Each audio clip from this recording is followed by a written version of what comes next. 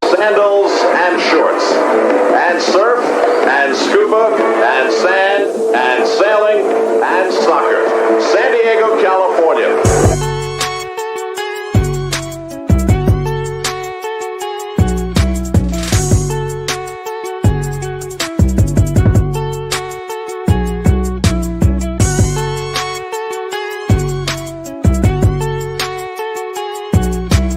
Previously on Two Balls and a Mic.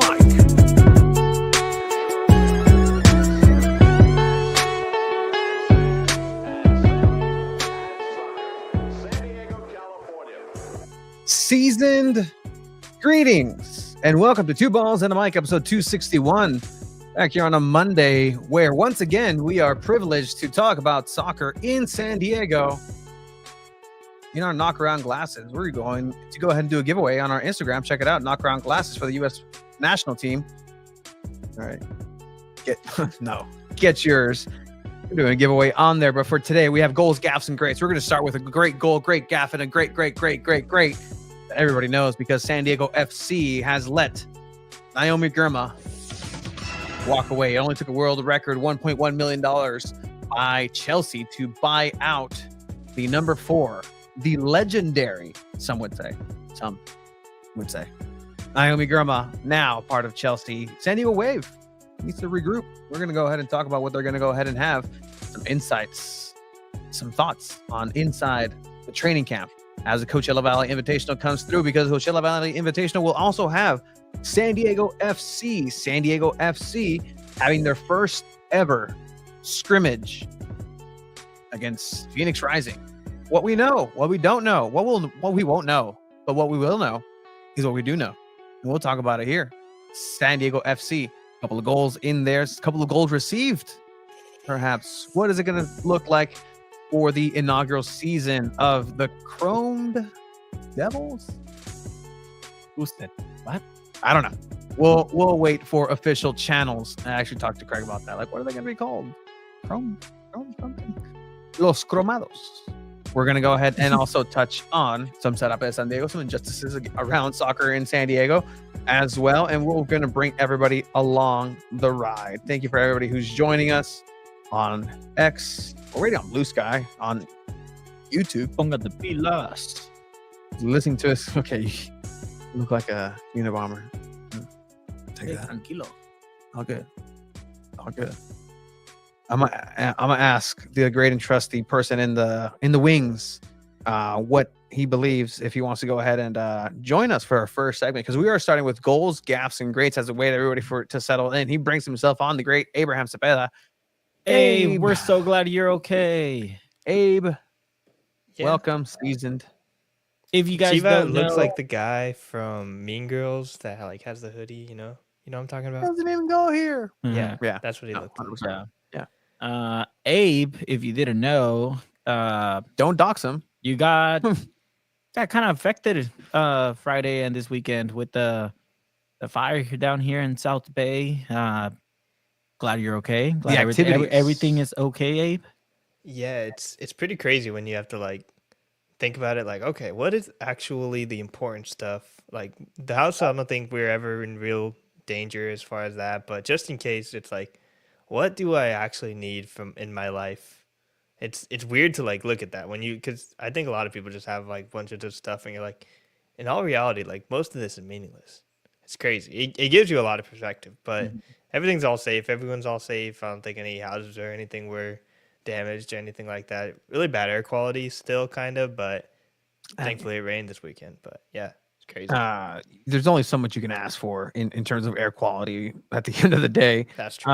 But yeah, the Border 2 fire, it's a, Border 2 wildfire, electric it ended up being boogaloo. what, like 6,600 acres? A pretty good chunk.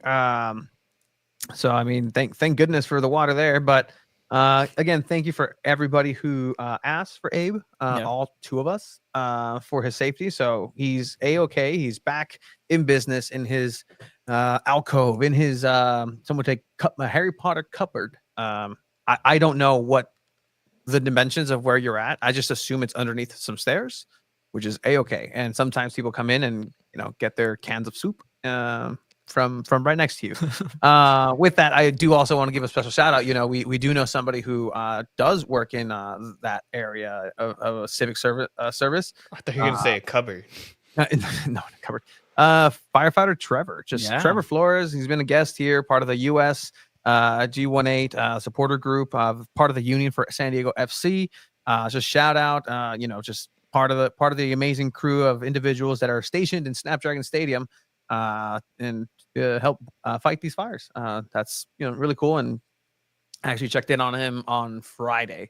Like, hey, how's it going? Like this and this. Oh, thank you for checking in. I'm like, hey, I wonder if there's anything that the public can do. And he's probably like, stop bothering me. I need to fight fires. And probably went about being a absolute hero. So shout out to him and his busy work and his family with that. So all right, we're gonna kick it off because there is an announcement that we have to go ahead and hit off the top for San Diego Punto Football, 2 balls and a mic. Abe, you weren't part of this. You were not part of this. When this began, which is okay because you were probably still in high school. And that's actually now I'm thinking about it. No. Yeah, Loyal. Yeah. When did Loyal start? Yeah, I was in high school. Fuck. Damn. Fuck. Oh my gosh. You guys are old. But I don't know if how long you've been. You've been or we've been on your radar, shall we say? But 2 balls and a mic started about 5 years ago. And that was the original name of the podcast. It's still the dream. That's where we wanted to go, where we're heading. But we decided to start a sports podcast as sports died because of the COVID pandemic. Not ideal. So big whoopsie there. But we needed to find some sport. And so what we did at the time was we actually decided, hey, let's do some commentary during COVID of some FIFA 20 matches, and it would be just simulated matches, and you'd watch. You wouldn't play. We didn't have the internet for that. So you just select a team. We'd put everybody at overall 95, and then we would just let the computer go. And whoever won ended up winning. And we gave away Best Buy gift cards a couple times. Gift cards, we actually called this the first time we did it. It was a community COVID shield. Mhm. And so it was a big hit. So much that we had to do it twice. And so we did the announcement for the COVID quarantine cup. As yours truly there in this very studio, actually. Like this is literally the same place. That's how we used to be facing this way, and then we sat next to each other. Just is the missed out. same place. Anyway, so with that, it was really fun. That Different was people too. Yeah. Yikes! Even the mask is different. Like that's the age. How You still have that's the gone hat? there. Yeah, fly Eagles fly. In any case, with that, it is our great honor and privilege, and we might have mentioned it here and there, but it's actually official. It is a thing that is happening, and we cannot be prouder to share this with everybody. But for our 5-year anniversary, San Diego Punto Football, 2 balls and a mic, Alejandro Chiva Villaseñor, Tony Sanchez will be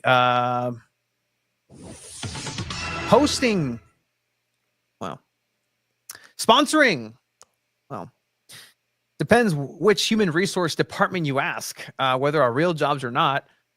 San Diego Punto Football is having the sponsoring the inaugural Campaign Cup soccer game. This will be Friday, February 28th, 2025 at 6 p.m. I told somebody 8 today. Okay. Didn't read my own flyer. Friday, February 28th, 2025. Wow, that is one day before the first home match at Snapdragon Stadium for SDFC. All proceeds will go to the annual sport campaign. It's 100%. It's cool. We actually have with that the breaking news that we're actually getting San Diego Wave involved. Yeah. And something that you've actually, we've on other off mic conversations of like, hey, this ownership group. Word is that the ownership group is for San Diego Wave, new incoming is getting involved in this event as well. So again, 100% of that proceeds goes back to over the there community. To the community. Some of that money pays for kids' childcare. 100%. Like legitimately, that's our real job is to like have children be able to have these opportunities that they otherwise wouldn't have just because of money. It's a good cause, everyone. I mean, you're also more than welcome to support in any way by watching. San Diego Football will be on the commentary team. Yeah. Well, me, Tony, will be playing. Look, let's just put this out there, right? Like, if you know somebody that wants and can participate in this, we have a suggested donation of $100. We have soft yeses for a couple of people. We did not control what day this would be. Again, the date being Friday Night Lights, 6 p.m. Friday, February 28th. You get to play in the new San Diego Wave Borderview Soccer Arena. It's indoor soccer. And so we're trying to get the Sirens involved as well. The San Diego and SDFC. Esteban in the comments. Esteban and Brandon, both participating baller crew. SDFC supporter group trying to get involved as well. But really, we see it as a cool opportunity to bring everybody together for the sake of soccer. And it's going to be a really cool event. I think this is a great chance for people out there to just score on Tony. Okay. Tony's going to be there probably in goal. You're going to have the chance to look at him and just take a shot. All right. This is your guys' chance right here. Abe, let me break these news right now. Anytime Tony plays now, he's not a goalkeeper anymore. Oh. Tony is not a goalkeeper anymore. Ever since he figured out he can actually run now, I've always been able to run. He will not play goalkeeper anymore. I refuse. He's a field player now. It has to be a special occasion now. Like my body needs to be ready for it. Henry Sanchez, part of Chula Vista Pickup, saying that they will be there as well. Yes, sir. We do have, again, a soft commitment, not a final yes, from Paul Nathan Naku for over at Bridge Barcata. We're trying to get as many people from the community as possible. There may be an ex-teammate of us that played at the San Diego FC Crumball Tour in Poway. One famous, very, very good skateboarder. Hopefully that we can make sure to get out there. Procrastinating Puma, you can play against or with myself. Again, $100 suggested donation. We'll have the QR code once we have that. Trying to get a couple people. The soft yes that I had got that I'm kind of like, because it's the day before San Diego FC's first day. The Y gave us this day, and we're like, okay, well, sure. Let's go with it. We don't have to pay rent for this facility. All right. Was Tyler Heaps. Yeah. And so we had like, hey, dude, like this, like, yeah, whatever his accent is. He's like, yeah, which is American, actually, which I don't know. It's American, but it's like, what part of America is that? And then you think about it, you're like, I don't know. Yeah, that's a dude that's lived a little bit too long in Europe, but not long enough. Like he's like in the middle of it. Love you, Tyler. I know you watch. Yeah, legitimately sometimes does. In any case, that would have been cool. But again, if this can be the first inaugural and then have this scale up, that'd be fantastic. That'd be cool. Just working out the kinks, working out everything. 5-year anniversary, Tony, coming up. Wow. Playback Project says, I would love to play, but my knees are not what they used to be. Let me tell you, knees are optional in this game. 1, 2, if you would like to sponsor somebody to play on your behalf, you can go ahead and do that. Again, money still goes to the same cause. At the it's end, a great spectator event too. Going to like watch indoor soccer, especially up close and personal like this at like such a small venue, it's gonna be cool. Hey, standing room tickets still available. Procrastinating point. How about you give to your own annual sport campaign, sir? I'm kidding. Please Well, don't give it to us. Hey, South Bay. tranquilo. Yep. Phoenix Rising, the first opponent for San Diego FC in preseason. We'll get to all of that. We'll get to Tyler Heaps and his tremendous roster build, and the announcement that I guess we've been knowing, but Anders Dreyers, are now part of San Diego FC. Luca de la Torre. We will get to everything San Diego FC. All right, here let's talk some goals, gaffes, and greats in a bit, but goals, gaffes, and greats, because that about is part of this segment. As I don't know where you pulled that water bottle out, Abe, and I'm not going to worry about it.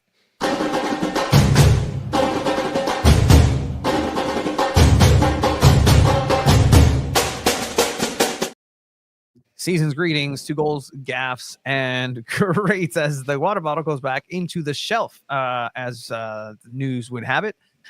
Goals, gaffes, and greats. The point of the show where we talk about the goal of the week in San Diego soccer.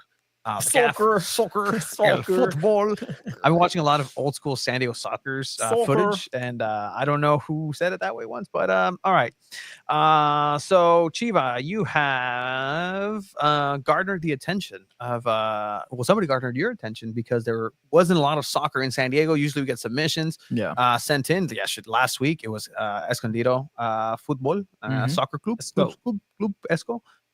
Who sent the goal of the week. But this week, it's actually from another club in San Diego, a club that is actually starting up here in San Diego. Not the USLW team that is starting, that we broke the news on, but this is San Diego FC's goals.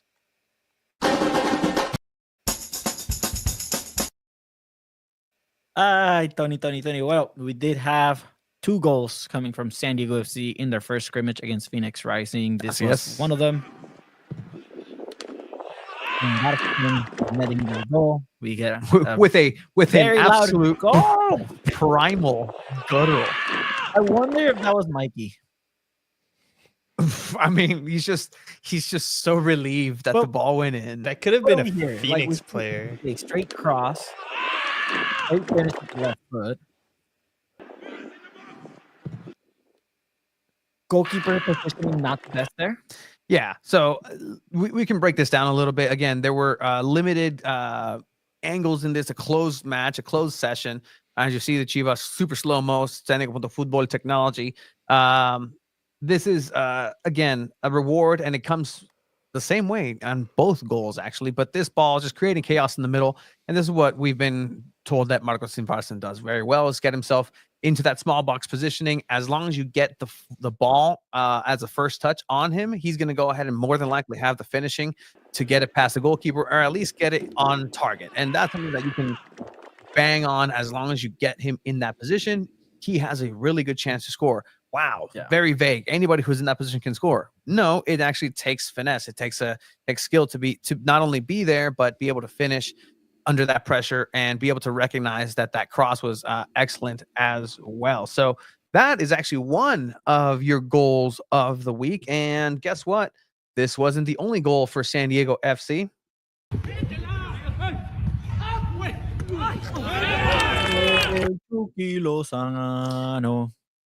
Chucky with his first San Diego FC goal. Technically, absolute technicality there. First preseason goal for Chucky Lozano. Goes in another one. Yeah, and this was both assists by the same trialist, Eric Centeno. I mean, 2 assists for a right back. I mean, kind of as a trialist, you're kind of putting your name out there in that hat for sure. Well, there you go, right? You just said it there, a right back, right? A right back that's very much playing like a forward. Looking at some of the positions that we were given from the official preseason roster for San Diego FC has some players that can be considered midfielders that are, listed as forwards, but a right wing back in that sense, where he has the verticality, as it is, just trying to use their own terms back at him, the verticality of the defense to be able to get into that position, almost the end line, the corner flag, but still be able to get a cross in that's going to create that chaos. It's going to create that traffic. It's surprising that Chucky ends up on a header. To be fair, he's done it before. Yes, but to be fair, I would think that it's almost easier to score in that position if you're Chucky when you're not facing against Italian Serie A giants and PSV Eindhoven, just European monster center backs where, yeah, it's a different level too, to be able to get into those sneaky positions. So you might start to see Chucky Lozano score and get in positions that he wouldn't normally elsewhere because it's a different style of defending all on its own, and there's different ways to penetrate the defense. The only other time you would see Chucky Lozano getting in those positions is when he was playing with the Mexican national team as the number 9. Like there was a large amount of time for quite a bit where Chucky was just playing at that natural 9 and was the main striker for the Mexican national team. So he does have that experience. He knows where to position himself.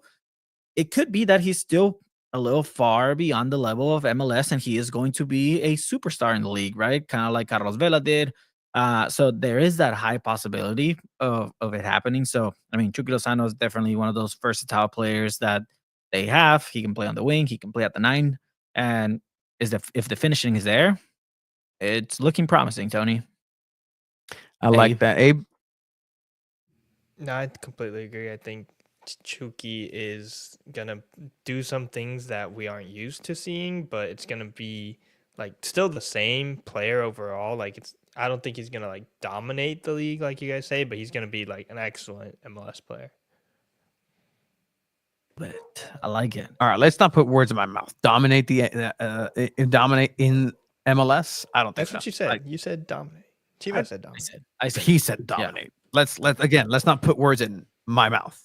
Because actually, and I'll get to it in our San Diego FC segment, I actually went across the league because we're getting to know a couple of friends and pals throughout the U.S. who not only have experience in other markets with other teams and following them, journalist friends that we've come across in these years. And I asked them simply, like, hey, in 3 words, what does a team need to be successful in Major League Soccer?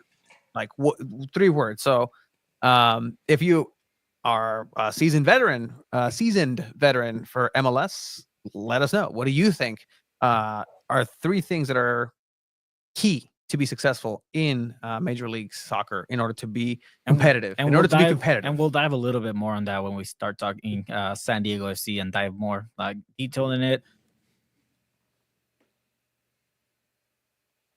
Boy, that one, yeah. It's that one. Play it. I thought you were playing it. No, you're right there. Play it. I clicked on it and it didn't work. That was Abe. The gaff. Did you play that, Abe? No, I didn't. Don't give him for gaff of the week. I don't know if there are any videos still up there. Tony's looking that up, but it is the Chula Vista Park Rangers just completely raiding Chula Vista Pickup Soccer at Harborside Park in Chula Vista as they were playing futsal in the new mini field that Paulo Riola helped the city of Chula Vista build. And Park Rangers went and said, hey, you guys got to get out of here. Apparently by city law, you cannot be an organized group to play and kind of make it look like you have teams. There cannot be something more organized than 25 people at a time. So, I mean, at the end of the day, the reason it's the gaff is, what are you doing? People are having fun. People are playing soccer. So in one of the original videos, essentially, just to give context, right? So Park Rangers, in this, I guess you're saying the new area, see just a group of individuals having a good old time and playing some soccer. And they're like, nope, you got to go out. And our pal Henry, who is the el señor Chula Vista football pickup, was like, well, why are we getting kicked out? There's basketball over there, gets organized, and they do the same thing. Like, why? And the park ranger was like, oh, it's because it looks like they're having fun. Like, a guy said that. Yeah. And like, I think that's the most offended that Henry was. Like, wait, you're saying, are y'all like, having fun? What are we doing? Like, are we not having fun? And so again, it's all about the permits, it's all about the red tape. I get it. You know, Chula Vista needs to get their beak wet from something. You can't just hold a tournament or a game like the inaugural Campaign Cup on February 28th on Friday at 6 p.m. where you can go ahead and have the chance to try to score on me. Oh, is Tony saying goalkeeper? I know there might be another goalkeeper, 2 goalkeepers that are better than I am. One of them has defeated me in a goalkeeper wars, Yeah. but it was actually the impetus to actually lose all the weight. Because when I lost to him, I'm like, I blew a gasket. I couldn't keep up. I was mad. Yeah. But yeah, the gaff of the week, City of Chula Vista.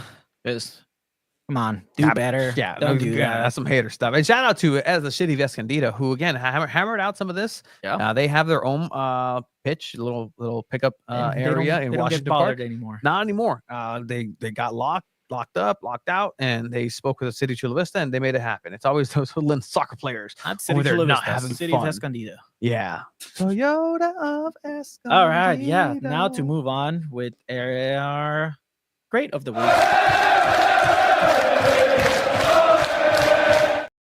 Yeah, Random 100%. plug by Toyota Tony, of Escondido. Who's our great of the week? Toyota of Massey Nissan. The great of the week. Tony's having an off day today. Boy, it's on right now. Gaff of the week could have been San Diego Wave for what they did to the great of the week, because breaking news, Naomi Girma has departed from San Diego Wave. They have parted ways, and the distance is an Atlantic Ocean and the continental United States. Well, depending which way you go, because Naomi Girma is blue. Naomi Girma joins probably the most dominant side in Europe, the Chelsea FC women's team. Look at that. She also joins other San Diego native like Mia Official. Mia Official? Macario. Kai Macario. Absolutely. So, yep, announced. Now, Naomi Girma is the great because it is a world record breaking transfer fee. That was also just such a cool announcement, like at the game itself. Like they managed to just like, they didn't put out a press release. They weren't like putting out pictures. Like it was obviously reported, but for them to just, for her to be at that Arsenal match too, which is like one of their biggest rivalries, just after beating Arsenal. No, it was before the game. It was before the game. Oh, before the game, yeah. To hype the game up, which is cool because it's like, they go on to beat Arsenal, which is one of their biggest competitions, and then it's like, yeah, and we're adding the best defender in the world. That's pretty cool on Chelsea's part. That is an absolute statement. So the official press release from San Diego Wave, and again, just to give perspective to this, like we were told, like, hey, don't say anything. It's good. We're gonna go ahead and give it to Chelsea to decide what time they are gonna announce Naomi Girma. Then Wave will follow suit. But as soon as Chelsea or Wave announce it, then you can go ahead and release the information. You actually timed the tweet. I was like, this dude's up at 6 a.m. Like he watched the whole game. San Diego Wave announced that it has agreed to a world record transfer fee with Chelsea FC of the Women's Super League for U.S. Women's National Team defender, some would say Secretary of Defense, Naomi Girma. The transfer fee sets a new world record for women's soccer, as well as new record for San Diego Wave FC and the National Women's Soccer League. Naomi Girma, an absolute legend in San Diego Wave and San Diego sports, some would say. Yeah. Not the two of you, actually. And we're going to dive in a little bit, but yeah, Naomi Girma is the great, and this is the best transition over it's not like San Diego Wave. Yeah, let's do San Diego Wave, because I want to pick that right up.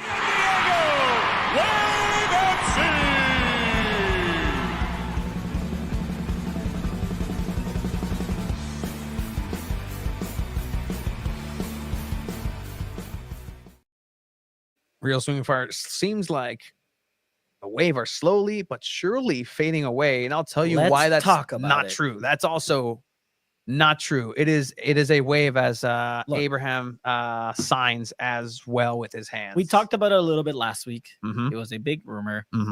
We already talked about why it would be a bad thing, why it makes sense. Abe, you gave your honest opinion on it on social media as well, saying that San Diego Wave joins. What was your take? I don't remember the specific tweet, but beforehand last week I did just presume that this was like one of the biggest mistakes. They joined San Diego sports history as far as like disappointment, as far as letting players go. But yeah, it's a tough move. I think looking at all the other ancillary reporting done by like the Athletic and ESPN, I think it does seem like she's been wanting this for a while, which is kind of crazy. Like even dating back to the beginning of last season, Yeah. which is very interesting.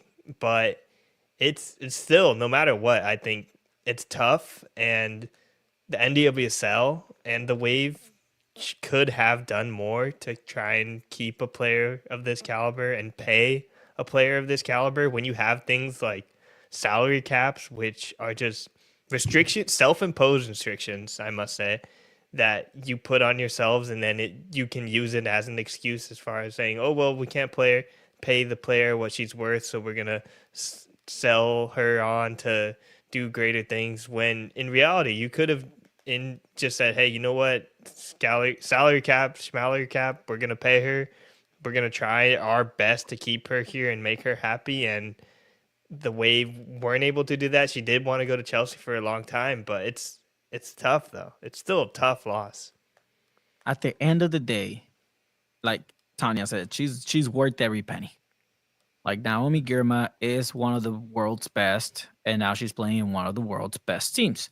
This happens in soccer all the time. Best player goes to the best team. I don't think Naomi Girma is a San Diego legend. Oh, I agree. Oh. I agree. Whoa. That Hey, she is a San Diego Wave legend. Whoa, wait, what? I think she's a San Diego Wave legend. Okay. I don't think she's a San Diego legend. I think Wave put out a video like forever a San Diego legend. And I said, okay, wait, she's a Wave legend. She can't be a San Diego legend after just playing 3 seasons for the city of San Diego. I don't know what you guys think of that about that, but it's a cool move. It's great for her. I think she's gonna grow as a player in Chelsea. I think she's only going to get better. I think she's potentially could win the female Ballon d'Or as a defender. I think that's a possibility now that she plays at Chelsea.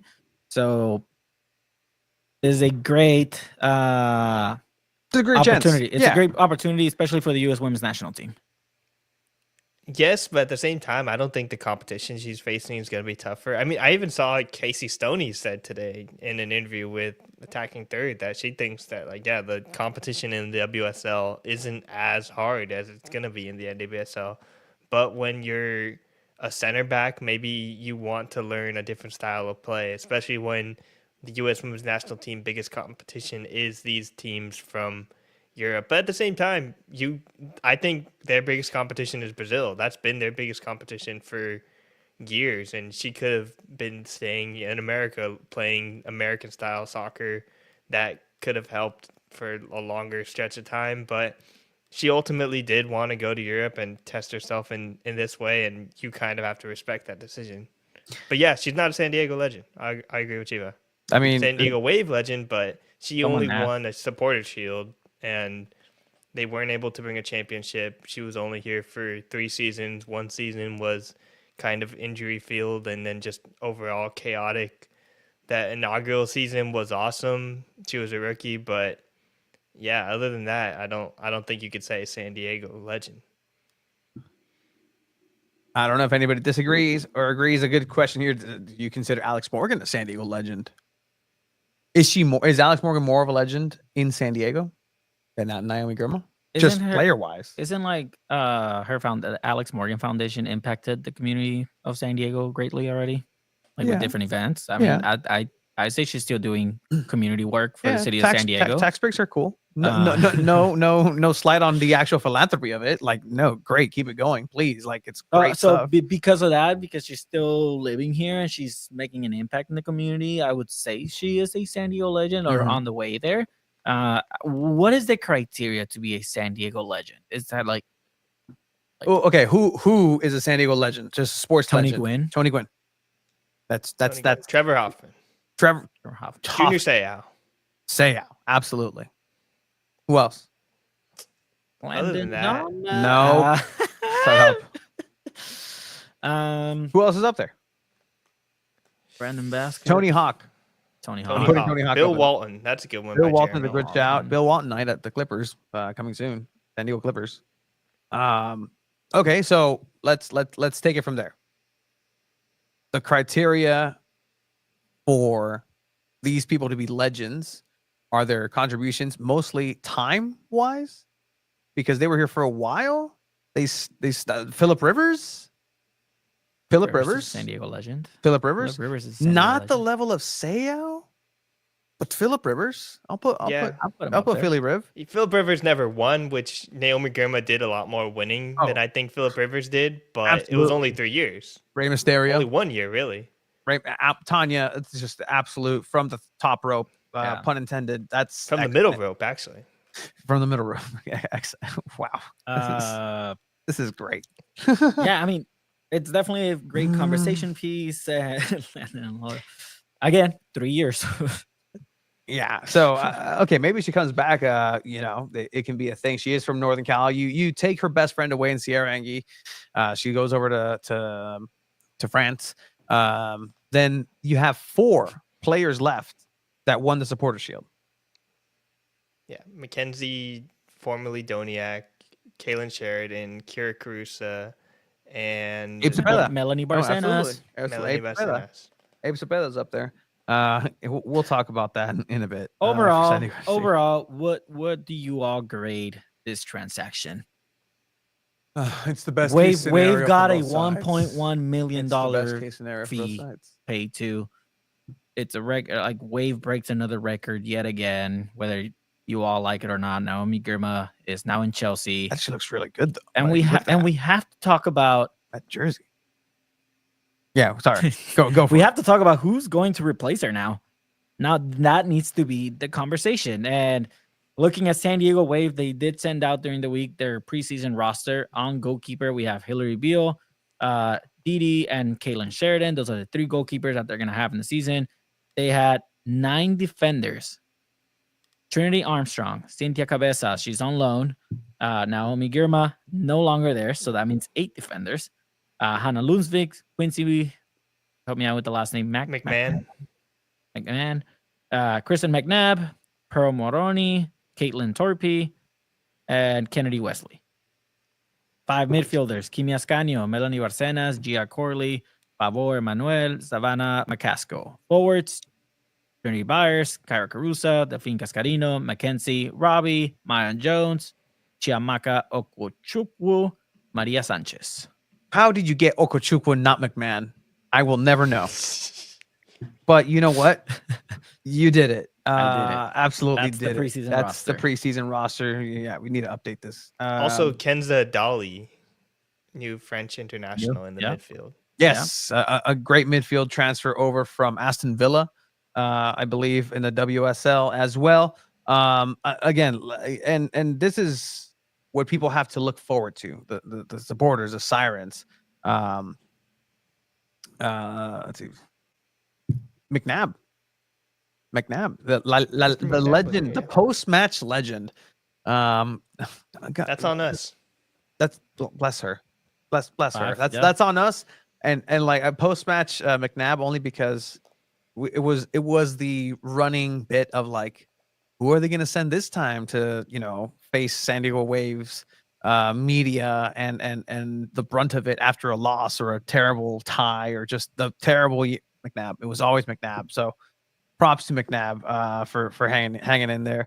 Girma wasn't here long enough to be a San Diego legend. One has to be very large impact in the sports and in the community. I agree with that. But yeah, look at that. You don't need to defend if you keep the ball on the other side. Maybe that approach. So let's talk about it, let's- right? let's What's the talk best about it. possible 11 that San Diego Wave say this is the official roster? Like, this is it. There are no more signings, anything like that.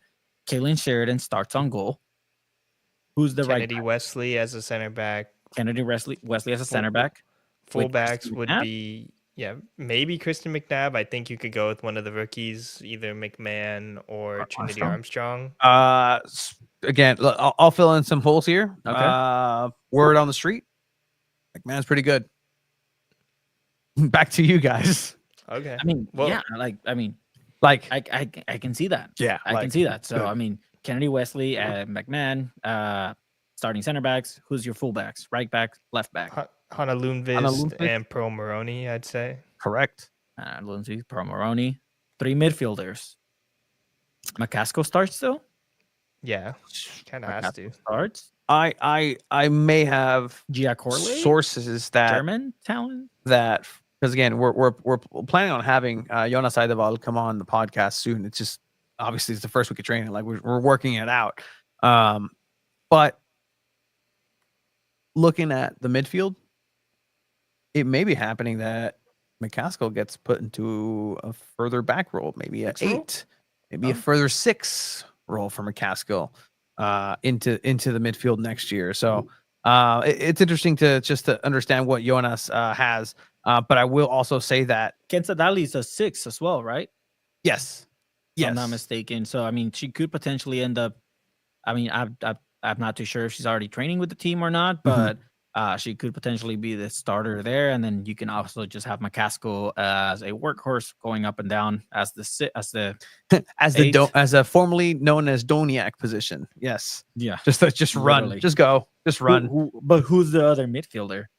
So I do believe that if things seem to be panning out this way, but Favor is actually somebody who people might be surprised coming into this midfield. Just the physicality of a player that's been needed in San Diego Wave. Like you need an enforcer in that midfield, not a la Taylor Korniak, the artist formerly named as the Taylor Korniak, because that was a large presence on the midfield. Sometimes you threw her out there, but she always got fouled. She received the punishment. Now it's time for San Diego Wave to dish out the punishment. And I think that is going to come through Favor and what she has to offer in that. And So that's similar the midfield 4-3-3. right there. Yeah. And at a certain point, I think you gotta have faith in the youngsters as far as Kimi Ascanio and Melanie Barcenas. They've had a few years now with the team. I think they kind of deserve to get more starting time. Obviously, you want to protect them because they're very young still, but I definitely could see them starting more games this year. And we talked about it, right? They're deadly subs as well. They're so talented on the ball. They're coming in the 65th minute, like they just kind of electrify, especially when Mel Beat comes in. Yeah, and that's still an electric option that Jonas will have moving forward, but it doesn't have to rely on bringing that electricity and pace. Mel B from the was bench. listed here as a midfielder.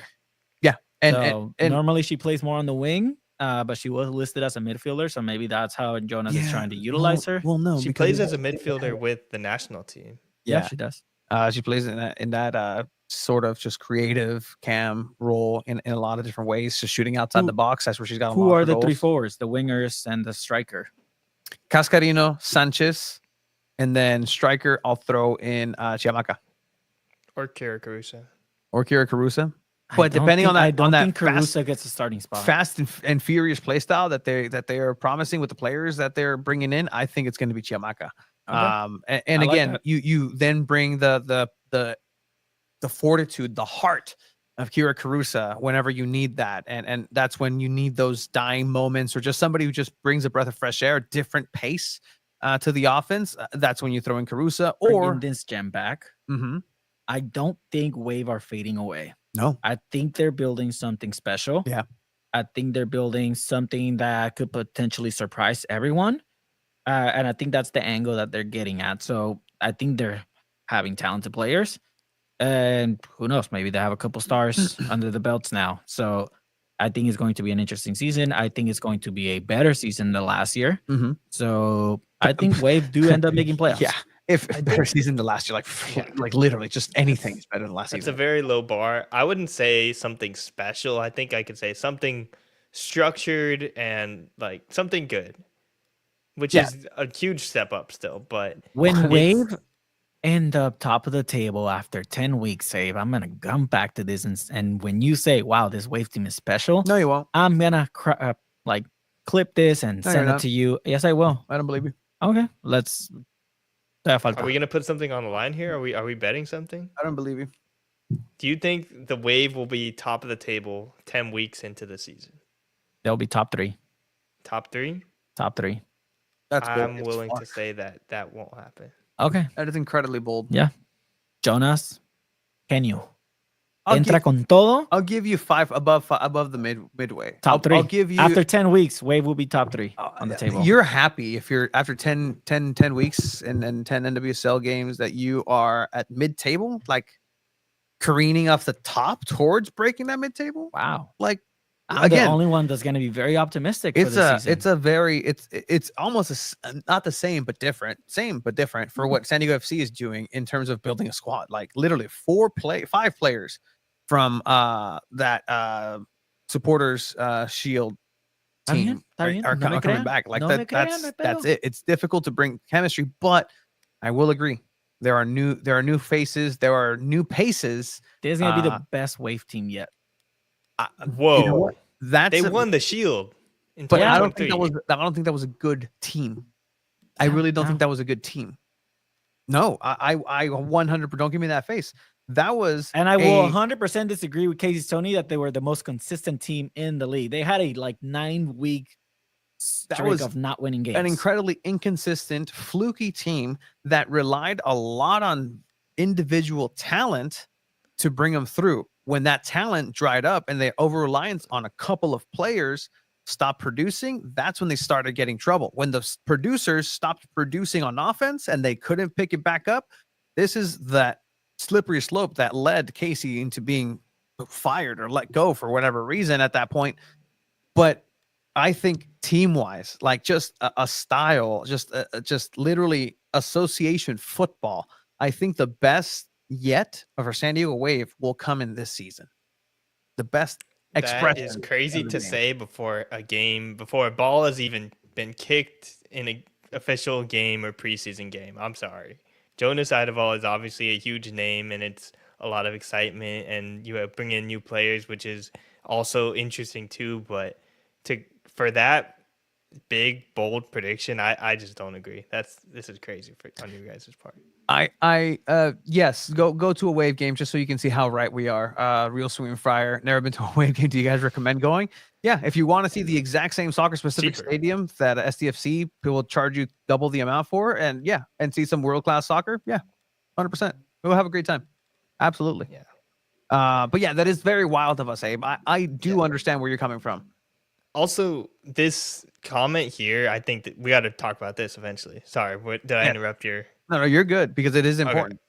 Yes, Wave hired Becky Tweed as an assistant coach, formerly with Angel City as their head coach. He was fired at the end of the season last year, and it's that's kind of a big deal to have a assistant coach that was formerly a head coach. It kind of, to me, signals a little bit of, hey, if things don't work out, we have someone in the wings that could eventually step into that role. You never know, and there's a little bit of question marks there for me. Yeah, no, and that meld and style of coming together and the coaching staff in itself is learning who the players are in a lot of ways, right? And so this is a leap that this team is being asked. It was a hard reset. They blew on the cartridge, put it back, and hopefully turn. I mean, is that too old for you, Abe? No, I've done that before. CDs? Did Game you put Boys. alcohol and baking soda on that CDs? with my Game Boy. I used to do that. Toothpaste on the CDs, the PS1. Yeah, it worked. I don't know. I don't know what technology. But yeah, this is a good point by Esteban. How will Wave look like in international breaks? That's the eternal question for a top NWSL team, which I think this is going to be because they dropped their schedule. Oh, look at that. Oh, really? There's a season schedule now. Oh, I never thought they would. I thought we were just gonna find out. Hey, next week do they play? Yes or no, guys?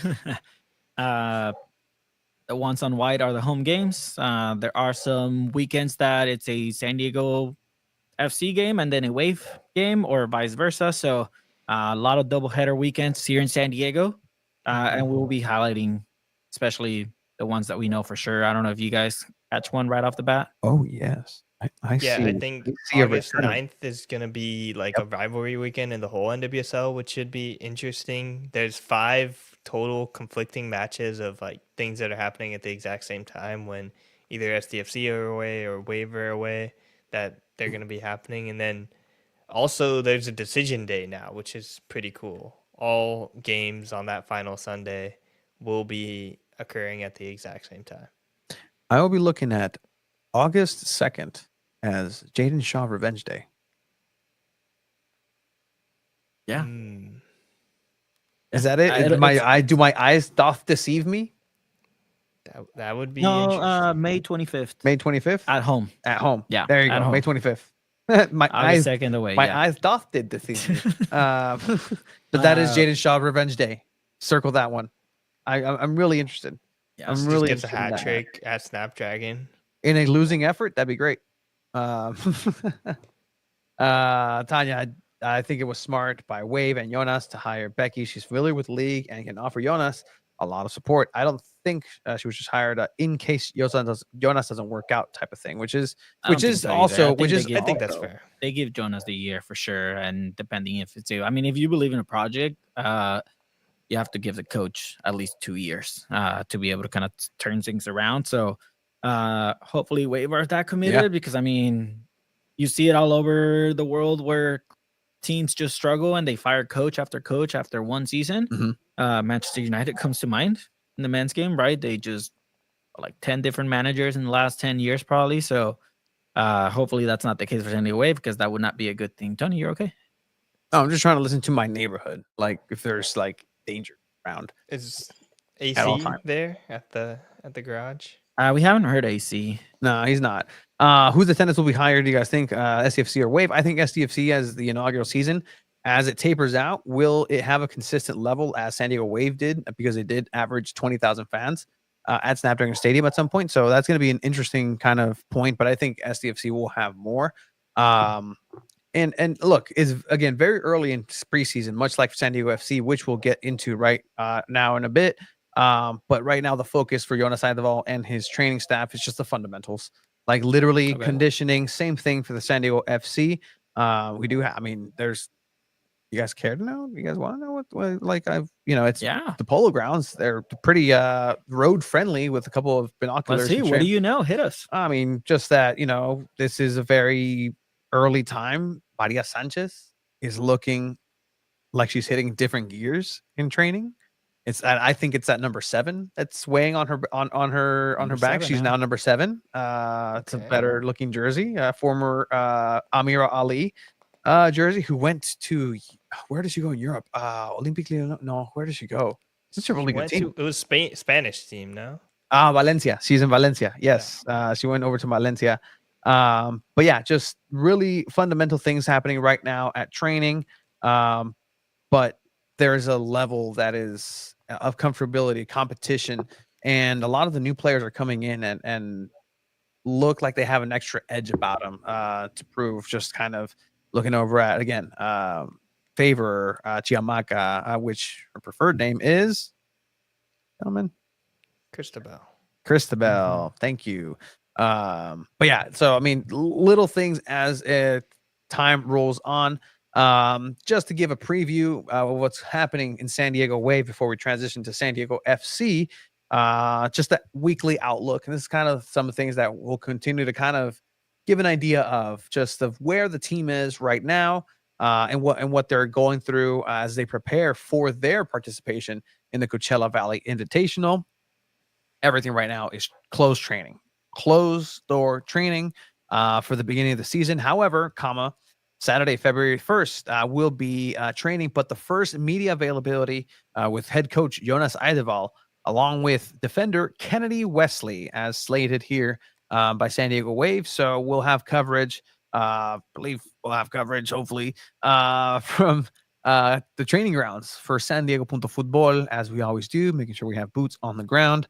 And it's really, honestly, I was telling Chiba, I feel rusty. Having gone to SDFC media availability the other day, I felt rusty. Like this is preseason for us too. It's preseason for us. Like the switching of SD cards, the movement, the airdrops and beep, beep, beep, beep, and who was the number 10 before for Wave? Was there a number 10?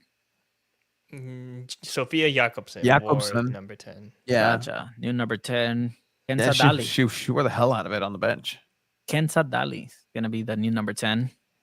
Well, don't do that, face, Abe. That's true. I mean, that's very blunt but true. Yeah, it's been a long. She never played as a 10 though. No, she didn't. She just wore it on the bench. It's gonna be like Anders Dreyer with SDFC 10 on the wing. That was Jakobsen. No le echas a la Anders Dreyers like that, bro. But yeah, that's kind of the outlook. Kenza Daly, as we were mentioning, the latest signing for San Diego FC, and we will bring you more San Diego Wave coverage as it comes along. I like that people are interested in the SDFC side of things. You know, shout out to you, Swinging Friar. Like, let's, if you're really about it, let me find a way to get you to a San Diego Wave game. I'm pretty sure people in Wave would love to see people who may not typically go to Wave games, just kind of experience that side of things. Again, if you want to see a premium soccer-specific presentation of Snapdragon Stadium for much cheaper, just literally you can go watch. You can go see the wall for your 2 season tickets. Should Wave retire number 13 already, or too soon? I do believe Melanie Barcenas wants it. Plus, that's 25. She wore it for the World Cup. For the World Cup, but no, you can't retire a primary number. That's is 13 a primary number? For me, I don't think it is. It's the backup goalkeeper. Like traditionally, that's Ochoa's number. No, because it's a traditional backup goalkeeper. It's not a traditional. Alex Morgan genuinely made that number mean something in the forward position, especially in the women's game. I've seen a lot of 13s ever since Alex Morgan took it over. Don't look it up. 13 is traditionally. I told you this story for San Diego Wave, how Coque Vegas ended up being in San Diego Loyal. Coque Vegas, the goalkeeper, a Spaniard who played over in La Liga, who played in yes. Getafe. Well, he played in La Liga, and he got told the day, like hours before transfer deadline day was over, hey, German center back, former Arsenal, Mustafi is coming in and taking number 13, which leaves you out of a roster spot. He didn't have a club, so then San Diego Loyal and Landon Donovan were like, hey, you want to come to San Diego to play? That's how he lands in San Diego. But it was weird because Mustafi was given 13, a traditional goalkeeper number. That's why Courtois is the 13 too, because he wasn't number 1, who was Iker Casillas. Okay. And not Iker Casillas. Like, just don't you ever question my goalkeeper knowledge, my friend. Yes, sir. I don't think they should retire the number, though. I think that's a number that can be passed on, and eventually a player will come along and kind of hopefully earn that number. I assume Alex Morgan's going to be around the team for the coming years. She'll probably like do the thing where she like does the siren, like that we all did. Yeah, she'll be around the team. I think technically she kind of has to, because they have to do like her retirement, because they were supposed to have her celebration on that last home game, but they didn't end up having that last home game. So. Snapdragon. Hey, she could have gone to Front Wave Arena and done it there. But yeah, so anything else, Abraham, for San Diego Wave at this point? I just want to say, I do think they'll make the playoffs this year. I think they'll have a good team. They'll play a lot better than last year. I do not think top 3. I think you guys forget how good Orlando was, how good Washington was, how good a lot of these NWSL teams were before they became good. Remember how bad Gotham was before they won the championship? Yeah. This is a weird league. It's a weird league. You can turn it around in one season. Yeah, but the way Orlando looked, Orlando didn't make playoffs 2 seasons ago, and last season they won it all. Yes, but I don't think you can do it just straight 1 year, because you had the same coach. At least Seb Himes was coaching the team for a few years, understood the NWSL, was able to build it. Well, you might need to put something on it before the sirens get you and just absolutely unlimb you. Just unlimb. There's got to be a word for it, right? There's a word for that. Yeah, no, 100%. I would not know it. So. Debone? No. No, there's a technical term for it. All the other teams are still struggling and working out their rosters. So much movement. It's going to be fun. It's going to be a fun NWSL season over at Snapdragon Stadium.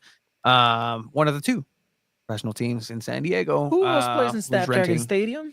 Who? Anything else, Abe, Chiba, for No, Wave that's about FC? it for San Diego Wave. Right. Hopefully content comes out Saturday for you all from the Polo Grounds. I love that. So with that, we're going to go ahead and do believe we're going to shift the gears over to the sibling roommate club for San Diego Wave, San Diego FC.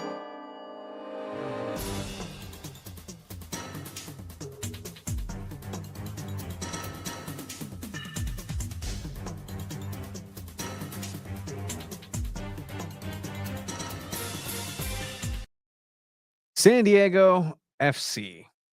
Yes, I spend way too much time making those intros. I understand. I get it 100%. It's fine. It's fun. And it makes me happy. So leave me alone, Abraham. Please. You're the one that hates them, like absolutely loathes them. You're I like, never said that. "It's Putting words in my mouth. not good. All right. Música de miedo. Música de miedo. Actually, no, it's actually música de miedo. I actually love that. I vibe with that. Pues que de miedo este equipo, que de miedo. By the way, we also dropped a Spanish version of San Diego Fútbol with Emor Villa. So, si tienes tíos, tías, abuelos que no hablan el inglés, protégelos, por favor, porque el ICE está cabrón por ahí. Así que déjenlos en casa, pónganlos a escuchar San Diego Fútbol en español. Saludos al compa de Morvilla. Saludos a Emor Villa, que pues trabaja mucho y es una gran persona. SAP button. Bien jalador. Anyway, San Diego FC is starting their preseason as well. But it's just the difference that it is the first ever preseason for San Diego Wave, and they face a familiar San Diego FC, who face a familiar foe to San Diegans. Famously, one of the biggest arch nemesis and rivals for San Diego Loyal. One of the actual final team that played against San Diego Loyal, Phoenix Rising. Phoenix Rising being the ones to eliminate San Diego Loyal. That one last game returned to San Diego, but this time to tribal lands at the Sharp Healthcare Performance Center at the Right to Dream home at the Academy. And they faced in an closed door setting. Did you want to like go and watch from the street? I'm sure you thought about that. Oh, you mean the public street? Yeah. The one you live like 5 minutes away from? You mean the one that I live 5 minutes from? Yeah, that's... Oh, you mean the one that is conveniently placed in between now and New Dutch Bros? Ooh. A la madre. What's the order? What's the Dutch Bros order? The sugar-free, and that's why I like Dutch Bros, because the sugar-free is actually delicious. The sugar-free double torture. Seasons. All right. Yeah, that performance. Do you center. guys think, is that some sort of like cheap shot at Loyal? Having No, your first scrimmage ever? Why not Orange County? They're closer. No, Orange County and San Diego C's relationship was a little hurt by the Duran Free situation.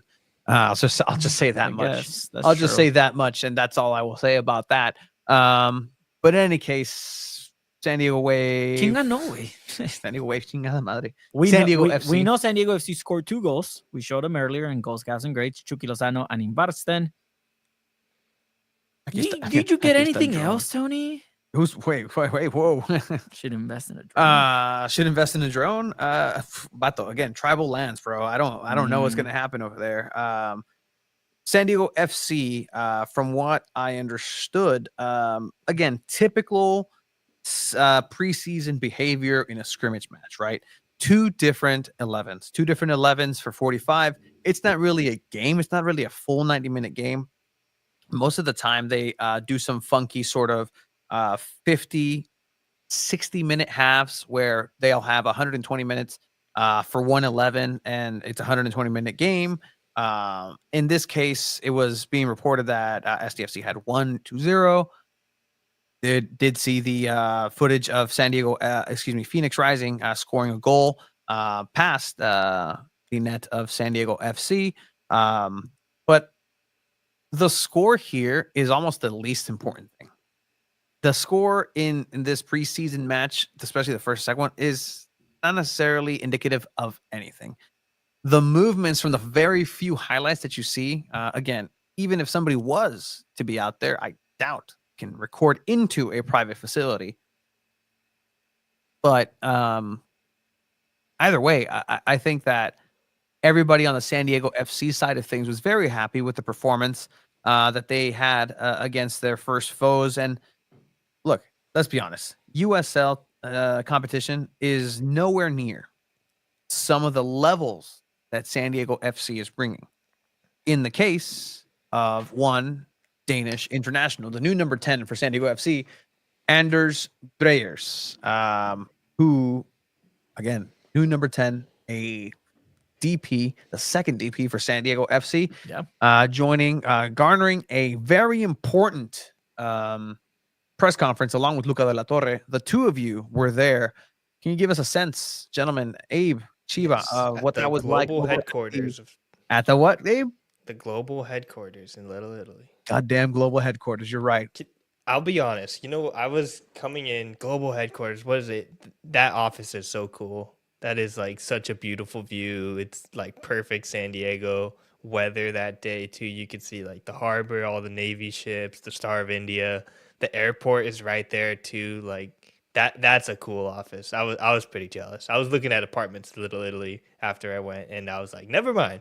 But that's a cool. Oh my place. gosh, Abe, looking for apartments. No, I was just curious because I saw like one of those signs like outside while we were waiting. I was like, I wonder how much they are. And I looked and I was like, that is never gonna happen. It's the view that you're speaking of. You know, a building is fancy when you press the floor on the outside and the inside of the elevator has nothing. Me and Chiva like couldn't open the elevator. It was so funny. Yeah, no, it was way too advanced for both of our salaries. And the elevator was above your pay grade. Yeah, 100%. Like 100% it was.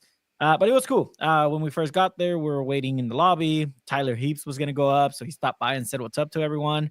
He's like, "Hey, you sprinkled some fairy dust on the last announcement, and now we get Luca de la Torre and Anders Dreyer for this press conference." At first, we were prepared that it was just gonna be Luca de la Torre, and then they announced the new DP signing that same morning. So he sounded like a very chill dude. He looks like he's a dude that just wants to play soccer. He's 26, really chill 27. Dude. He's a really chill guy. I asked him, like, hey, you seem like a really chill does dude. The term DP hold any weight on it? Like, that's an American term. I'm pretty sure he didn't even know what the heck that was. So I asked him, like, does that hold any weight? And he said, no, not really. Like, I just want to play soccer already. I asked Mikey Vadas the same question. He said, look, at the end of the day, he's just a player. When we're at training, we're not saying, oh, he's a DP, he's a DP. Like, they have to still earn their starting spot. And I think that was very important. Yeah. So I'd be very upset if I was a San Diego FC fan and saw that Anders Dreyers is not getting a starting position for all the hubbub was being a DP spot. For all the sleep that Tyler Heaps didn't get, apparently. Like, I would hope for his sake, like it pans out. This is a player that's valued at 10 million euros. I mean, I did ask Tyler Heaps as well, hey, how did you even land this deal? Like, you got him for what, reportedly $6.5 million. Like, that's way cheaper than what he's valued at. Yeah. And I mean, he said, when the price is right, they thought this would never happen. And then the deal went through at the price that it went through. And you know what? It looked like Dreyer's just excited for a new opportunity. He tried to prove himself in Europe. He pretty much did already on the Yeah. And now he thinks that his game's just going to elevate here. And this could potentially be the start of younger players that are really good coming to the MLS and trying to prove something. And this could kind of start that wave in the MLS. Who knows, depending on how Dreyer performs. Same thing with Luca de la Torre. Luca de la Torre is here on loan from Celta Vigo. On loan with an option to buy. Abe, you asked Tyler Heaps about that buyout option, right?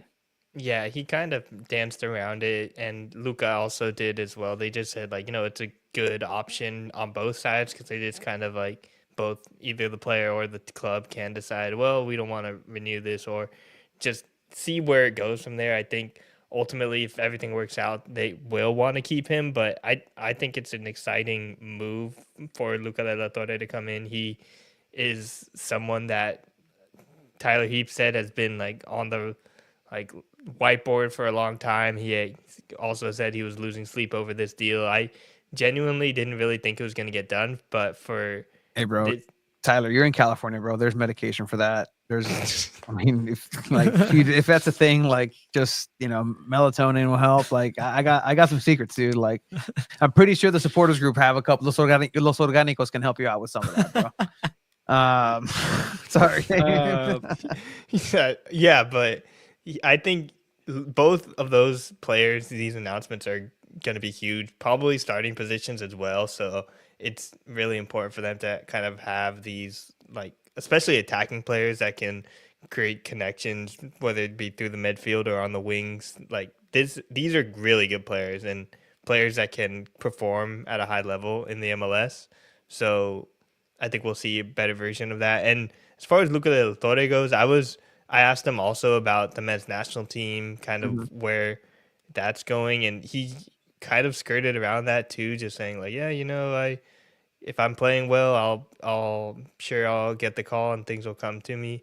And I think it's interesting that even Tyler Heaps and Mikey Vadas kind of talk more about the national team, saying, yeah, we really need to put these players in a position that they get called up to the national team and are performing their best. So I think eventually Luca de la Torre, if he's performing at this level that SDFC want him to, then he can make it back to the national team. Yeah, I mean, Cobra saying that Luca did not look happy, and let me find. I had a media pal who watched our interview, fantastically done by you and Abraham, just getting out there. Great job of just a screen grab that made me giggle. It just We were the last interview we had to do, so I think that's a little bit. He had to also answer a lot of questions in Spanish. I know Chiva was kind of joking with him when we started, like, Spanish. He was over the Spanish. We Yeah, he asked was him, over like, it. hey, do you want? He's like, is this English or Spanish? We said we can do both. Which one do you? He's like, I just answer like 20 in Spanish, and we said we got you then. We'll do it in English. You guys connected. You guys pulled a Tony. Yeah, Wow. so did ask him. Found it. Okay. So I get sent this and I'm like, huh, that's pretty funny. And again, put Cobra's comment back up. You can find it real quick. Yep, right here. Find it. Yeah. Find it. Yep, it's up there. Beep, beep, beep, beep. You guys heard that one. He was like, yeah, I've been testing him. Hey, did you hear the airdrop on that one? Just a little screen grab here. Luca de la Torre. Just That's guy not was fair. Guy was not fair. The guy was tired. Thank you for that context. Just absolutely exciting. He did say, I did ask him if the goal is to go back to Europe. He's here on loan. There's an option of buying, and he said if it happens and he's happy, he's happy to stay, with that facial expression. So he did say he could potentially stay here for the long run. Like this could be his last club as well. You never know. You love that question. You just want to retire players in San Diego FC. Like, hey, like clickbait. Chucky retires at San Diego FC. 100%. Like that's the headline. So I think Luca is going to be a very valuable asset for San Diego FC. He essentially is going to be playing as a center attacking mid, center mid for sure. So, I mean, Tyler Hibbs did say that he could play anywhere on that midfield. He could play at the 10, he could play at the 6, he could play at the 8. So it's going to be interesting to see what Luca de la Torre brings, but he is back home in San Diego. And that's something that a lot of people in the community were begging San Diego FC to do, bring a player that is from San Diego. And I think they brought the best one, to be honest. Oh. Brandon Vasquez? I think Luca's better than Brandon Vasquez. I think he makes more of an impact. I think he's going to make more of an impact. You mean Brandon Vasquez has not played in Europe? What are we talking about here? Time out. Last season, you can almost say Luca didn't play in Europe. It is 4 total minutes in one appearance with Celta Vigo. I don't care. He's training over there. He's training over there. But Brandon is playing here. Yes, That's that same Mexico mentality. Like, oh, es que están en Europa. They're in Europe, bro. They have to make it. Yeah, but Vato, the guy here, Colonizers got to you, Chiva. the guy locally is kicking ass. Like why don't you start? No, it's because he's kill a category in Europe. The training, the 4 minutes are exponential. They play so much better in Europe. The training is so much better. Though. The Yes, train- I understand having minutes in a game. I get that, and that's what's gonna get you called up. Yeah, That's let me why give you- Luca's not getting called Let up. me give you Luca's performances in Europe.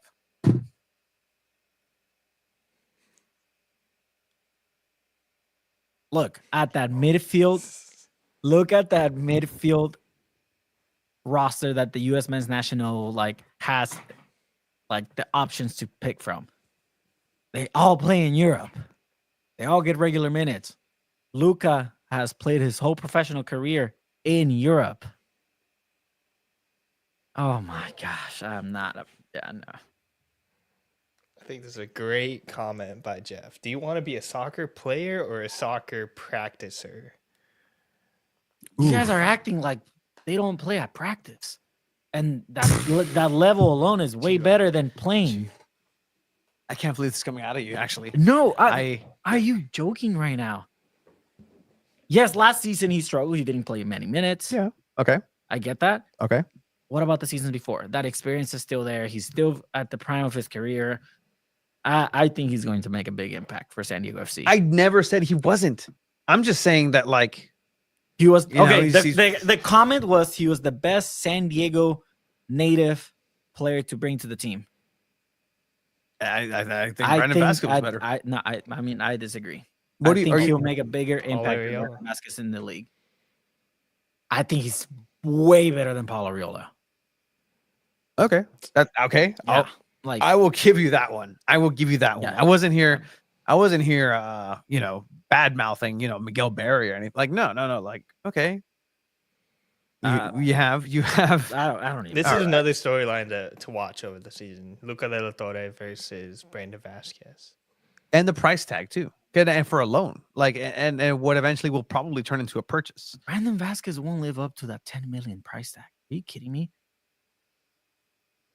If Austin he helps overpaid. Austin get the title, the MLS Cup, he's worth $10 million. I'll buy an Austin FC jersey with Brandon Vasquez number and somehow fly to Texas, get him to sign it. I don't know. I'll do what it takes, but that's not happening. Best attainable San Diegan? Again, I don't even know. I'm happy for. I don't play this. Brandon Vasquez un tronco. I will. I never agree with Edwin, but yes, thank you, Edwin. Wait, no la armó en Mexico. Yeah, he did. No, He he did. didn't. He wasn't a starter. That's why he left. Superman. Oh, sí. Superman. Que He cuatro was goles. scoring like a bunch when he started too. Yeah. Cuatro goles. Cuatro goles, and the amount of time that he got actually playing, as opposed to the 4 minutes. I'll take Luca de la Torres training with Celta Vigo over that. Again, I just showed you what he did. Yeah, he trained over there, but the training over in Europe also needs cones.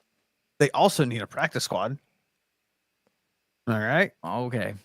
All right, we're getting Again, bogged down though. I think Not indicative of what he's going to do here in San Diego. This is not I a will die on the commentary. hill that playing on in there. Europe, even if you're not getting regular minutes, is better. Makes you a better soccer player than playing. All right. In the, All in right. the Major League Let's Soccer. calm down, Edwin. Chicharito is better now than Brandon Vasquez. Okay, that No, Corazón tampoco, América, güey. tampoco, Okay. tampoco. What about a loyal player from Messi who is on our team now? Duran. He's on loan with FC Northland. Oh, Duran Free is in loan. FC Northland had a great performance. His team has actually performed against Liverpool's under 21 squad and is actually having good performances. A couple of great interventions there. There was actually a highlight package coming up, but it didn't. U.S. men's national team. Yeah, exactly. Look at that. Get your U.S. soccer glasses at a giveaway for San Diego Punto Football on Instagram. Make sure you get on that. You get a towel. You get a cool U.S. towel. Other San Diego FC news, Tony. This was one that we're kind of pissed about at first, and then yes, got it right. Ended up not happening. Yeboah, not with San Diego FC. They traded There's so many weird rules with MLS. What happened with that? The award thing. Like, okay. So what is first? Let's start from the beginning. Start from the beginning. So we had reported that Yaya Boa was going to be selected by SDFC in the expansion draft, in those 5 players that were originally going to be selected in the expansion draft. Right before the expansion draft, CJ Dos Santos was announced as a signing. He was actually going to be considered as one of the 5 players during the expansion draft. Just follow me. Right? We're good. Expansion draft is about to happen. Yaya Boa is going to be chosen, selected. But right before, boom, CJ Dos Santos gets signed. He was going to be within those from our sources. He's outside. Last minute negotiations happen around there and some things were moved. Long story short, Yaya Boa was not selected on those 5 players in the expansion draft.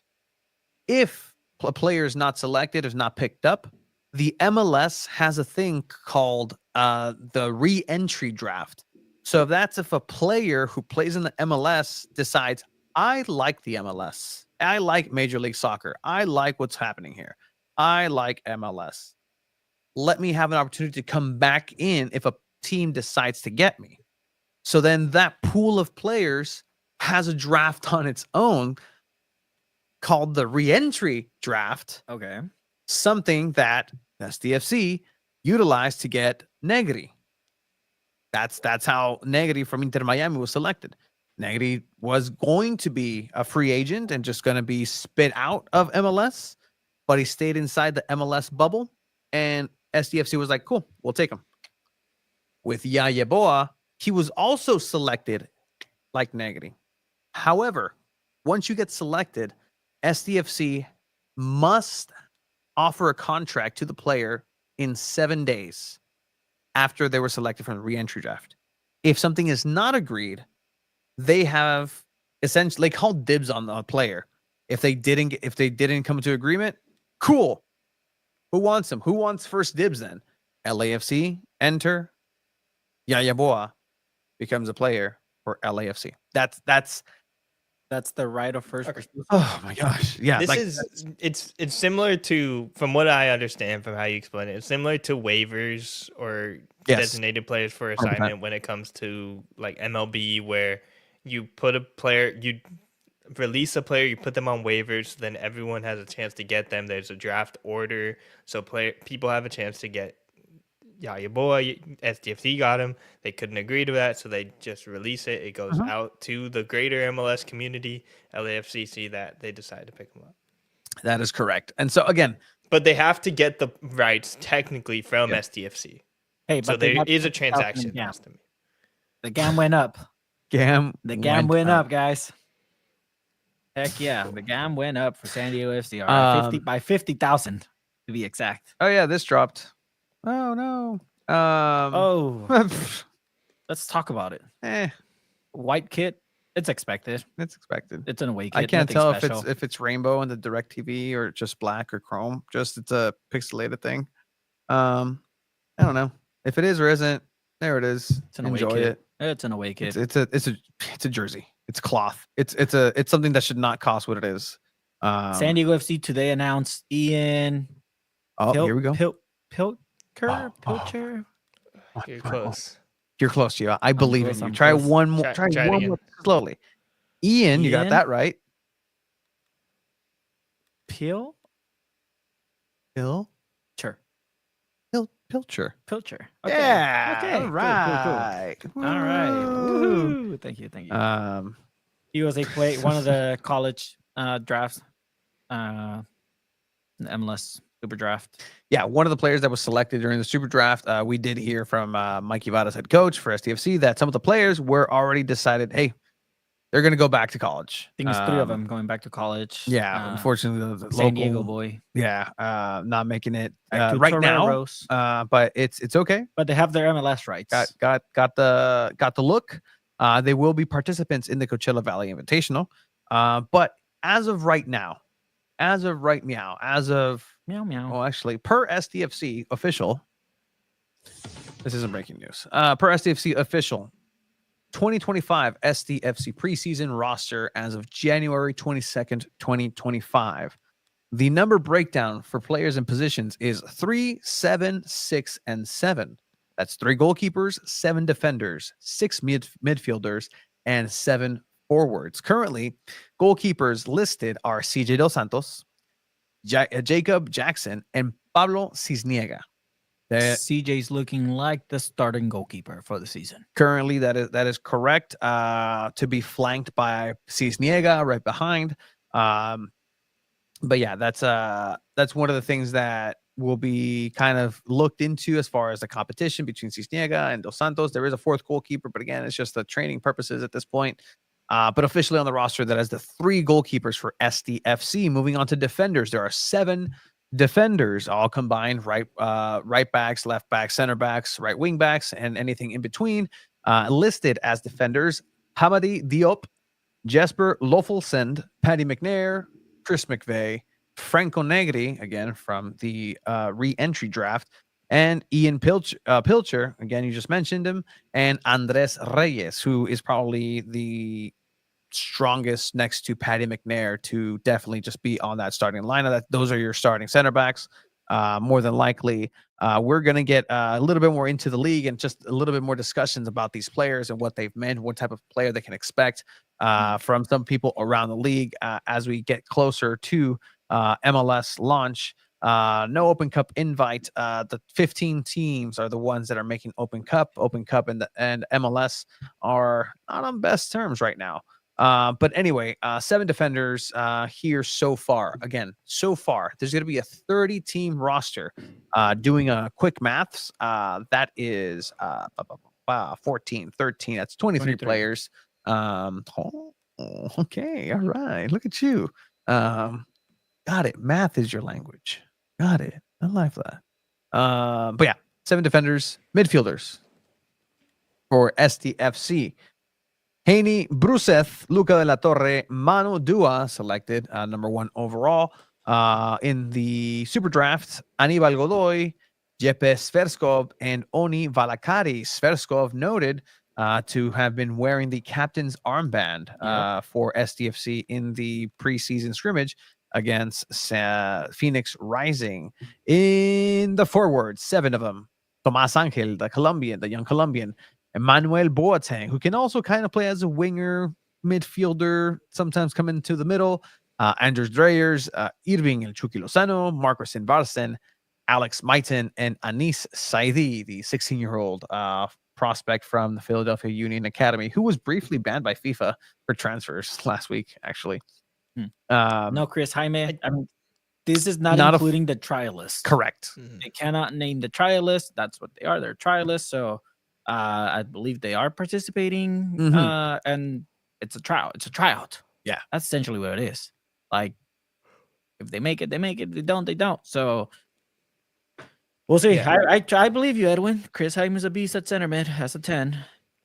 And I think this forward line, from the way that Mikey Vadas and Tyler Heaps were talking about it at that press conference, it's pretty like solidified as far as they're gonna go with these 7 and only these 7 into the season. And then you only have like 3 players that play in that forward position, so you can have a lot of interchangeable pieces. And from the style of play, the way they were talking about it, it seems to me like there's going to be a lot of times where maybe it's like the 60th minute and they just basically switch out all 3 forwards and maybe put in like a whole new attack to try and like show something different for SDFC, which I think could be an interesting move. It's from the, I don't know about you, Chiva, but from the way they talked about it, they seemed pretty happy with any of those players.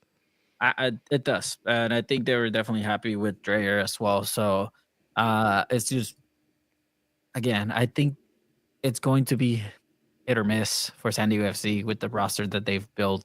They're going to be geniuses and they built something special, or it's going to be the laughing stock of the league. So we'll see. I just hope that they do play fun football, that they play good soccer, that it's entertaining, that it's fun to watch, that they score goals, that they defend well.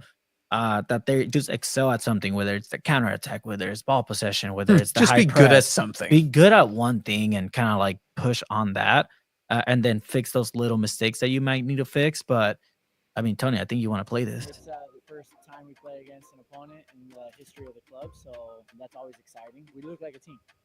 After 12 trainings, buy-in for the principles and the style of play. The boys are completely committed to doing what we want to do.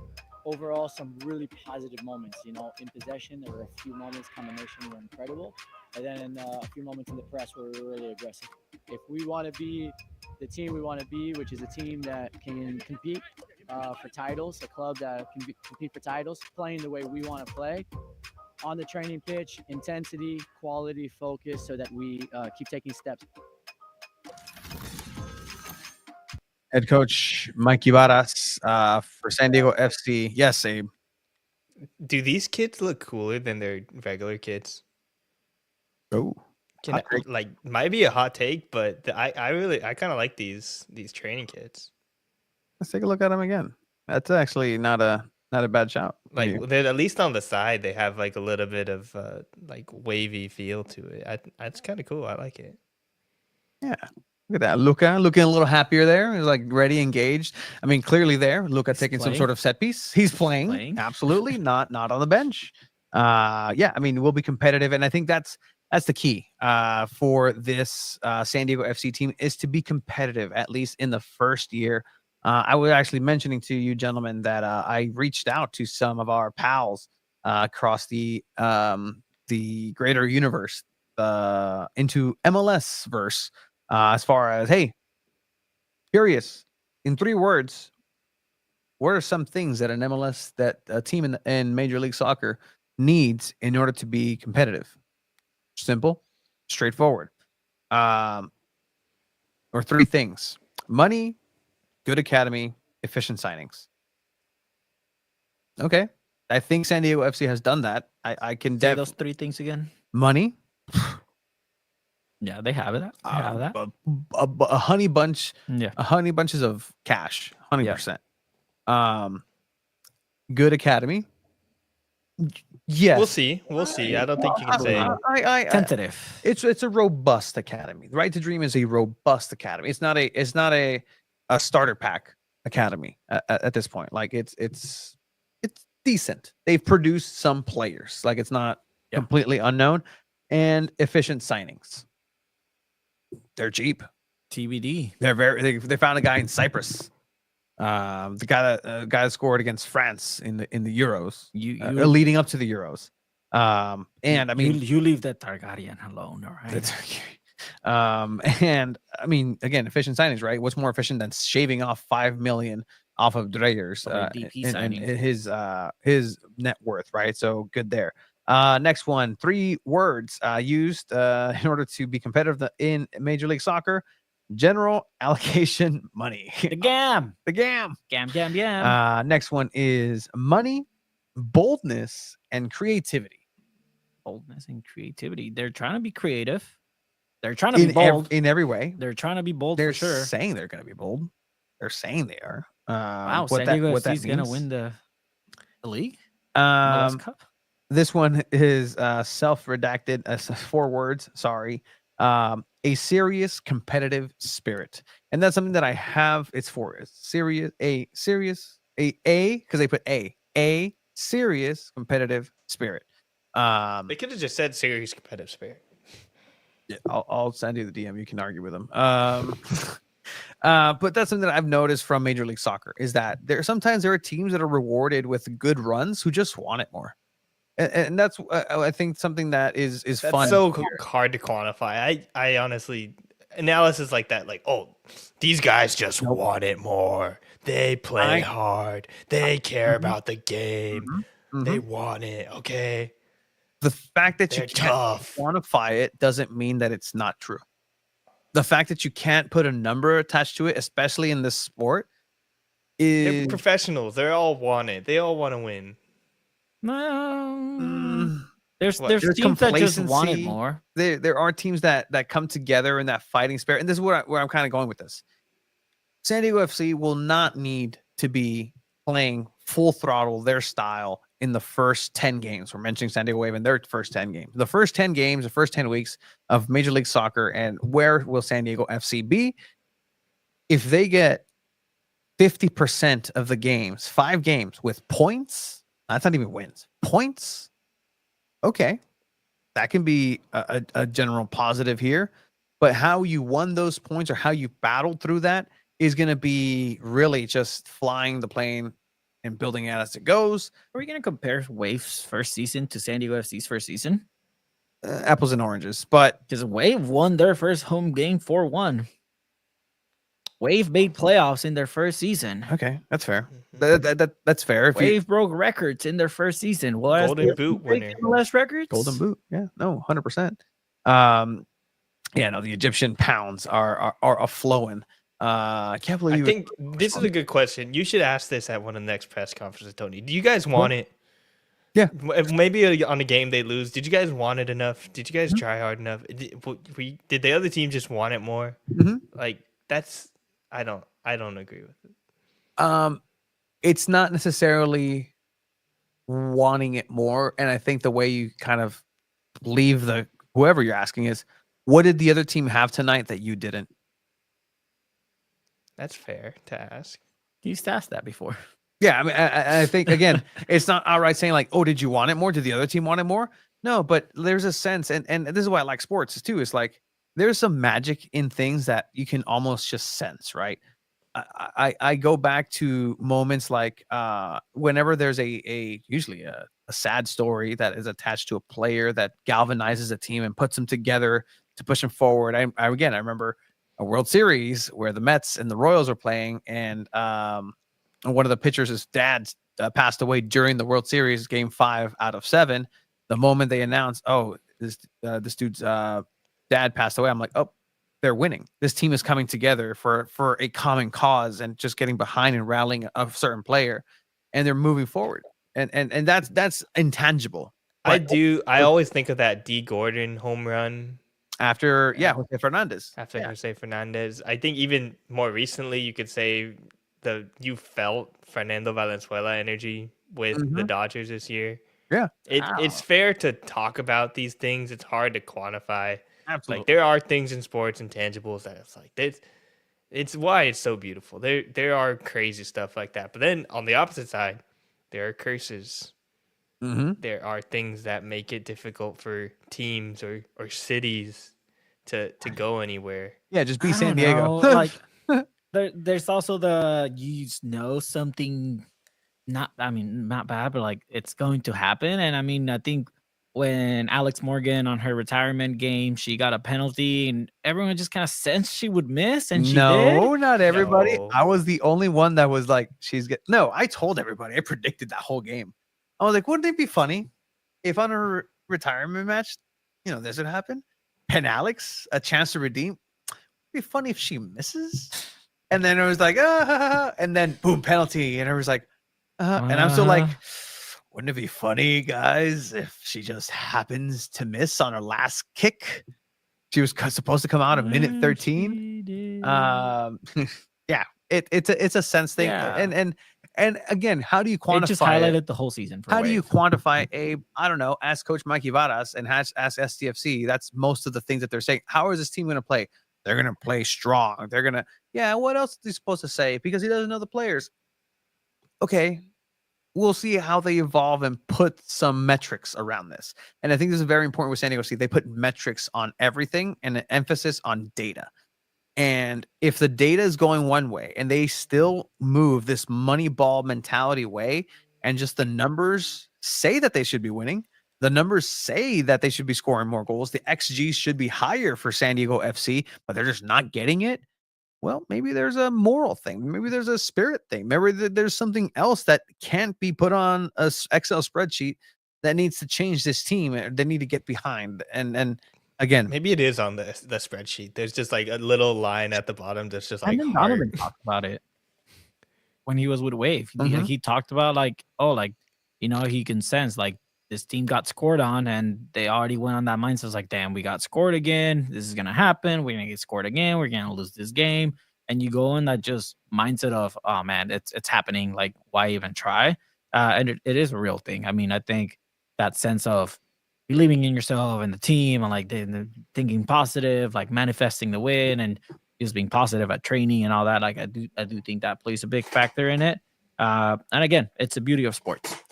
I think it plays a bigger factor in soccer than other sports, in my opinion.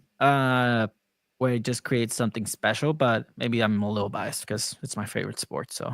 And we're all going to find out together come in here because San Diego FC is preparing to also be participants in the Coachella Valley Invitational. We have submitted our credential applications. Hopefully we'll get out there and get some good stuff for everybody over in the Valley for San Diego FC's first public scrimmage preseason matchup against New York. They do play this City Saturday FC. against Sacramento Republic. Close door again. So yeah, everything is going to be closed door for everything San Diego soccer for the next foreseeable future. And then let's just, much like we did with Wave, we're going to go ahead and now give you what we call, by the way, it wasn't all rainbows and sunshine for San Diego FC. Because as opposed to people were saying like, oh, it was 2-0, it was this, it was that. Like, no, they got scored on. I mean, the Phoenix trialists too, because it's their preseason. Phoenix Rising FC, the USL Championship side, also in preseason, also trying out some players, also with new signings who are coming in barely, starting. They also got themselves on the score sheet at the Sharp Healthcare Performance Center. You know, give them their due. That's the goal. It wasn't 2-0. It was not 2-0. Looks like at the end of the day. At the end of the day, what is this? That's just a breakaway, a player unmarked. Could have been offsides. You never know. You saw the line ref in the clip too. Andres Reyes trying to catch up, trying to make up ground, having all the time in the world. Cool, calm, and collected, sliding it past for a Phoenix Rising goal. Godoy not happy with that in the back. So I mean, it's little moments like this. That was forward JR Margarita, one of the new signings for Phoenix Rising FC, and that's part of the the truth that we'll speak of here on San Diego Punto Football, 2 balls and a mic. And it's those moments that will break down because of the breakdown of the defense for San Diego FC that allows so many goals, and that's what we'll call the dark side.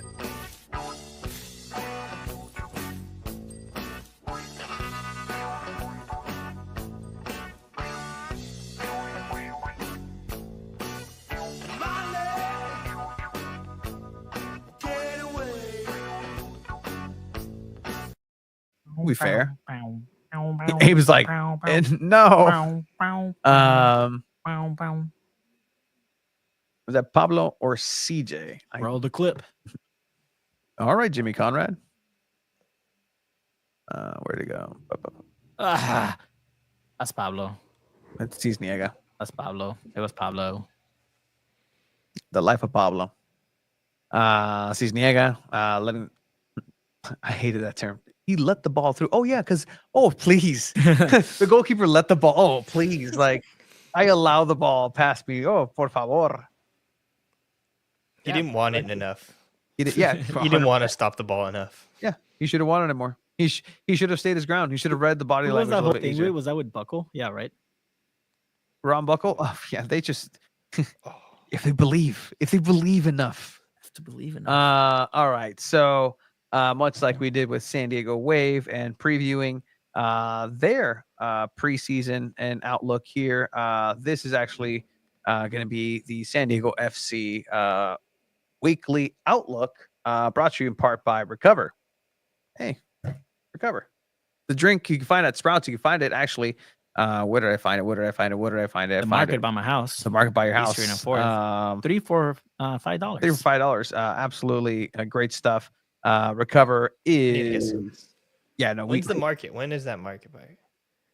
Where is that market, Chiba? What market? Oh my gosh. I said it. 4th and E Street. Yeah. Is it like a farmer's market or like an actual No, market? it's a market. Like just all your Mexican stuff in there. Like I'll go. I need some recover. You can also get some recover. Recover is organic hydration sports drink for today's athlete to improve performance and recovery before, during, and after training. Recover 180 organic hydration combines coconut water, potassium, Walmart sells Recover. packed electrolytes, and vitamins to provide the hydration you need to recover strong. Literally, help somebody from surgery that I know recover. It actually helps a lot. So the weekly outlook for SDFC. This is what's happening right now. You heard Coach Mike Ibarras talk about 12 trainings leading up to the scrimmage for Phoenix Rising. There will be another scrimmage with another USL championship team, a team that historically does very well against MLS teams, especially in the Open Cup. That is Sacramento Republic, who, again, have a lot of history with local soccer teams here in San Diego. But leading up to that, Monday, Tuesday, will be jam-packed with closed-door trainings. They will be training twice a day, leading into the Wednesday, which is a day off. Players need Per California law. For California law, you Cannot work they're- 7 straight They're days. employees. In a Thank God they work have week. HR. Do they have HR in Travel Thursday with once again AM PM trainings sessions as well. Friday another closed door session, and then Saturday will be a closed door session preseason scrimmage against Sacramento Republic in the same location, the Sharp Healthcare Performance Center. Once again, a day off, and then leading into next week. As guess what? It is time for a close season. It is time to prepare for the Coachella Valley Invitational, February 8th, their first one at the Empire Polo Club in Indio, California. You can get tickets for the Coachella Valley Invitational at their website. And yeah, that's the outlook. Everything is closed doors. We'll find out what we find out from SDFC. On salary, I think they can work 7 days. That is incredibly unfortunate. Somebody should from